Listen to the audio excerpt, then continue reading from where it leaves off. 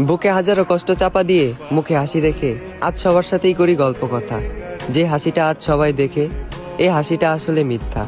একটা সময় এ মুখের হাসিটাই ছিল জীবনের আলো, তবে তা আজ অন্ধকারের কণ্ঠে বিলীন। আমি তো ছিলাম তোমার বিরক্তির কারণ, আমি নেই তাই এখন তুমি মুক্ত স্বাধীন। বিচ্ছেদ হওয়ার কথা ছিল না, তবুও বিচ্ছেদ হলো। সম্পর্কে ফাটল ধরলো। একটা সম্পর্কে তখনই ফাটল ধরে যখন সে সম্পর্কে তৃতীয় কারো আগমন ঘটে। তোমার প্রতি আমার অসীম ভালোবাসা ছিল, বিশ্বাস ছিল, ভরসা ছিল। তোমার নাম লেখা ছিল আমার মনে এবং প্রাণে। তোমার জায়গা ছিল আমার গর্ভধারিণী মায়ের পরবর্তী স্থানে।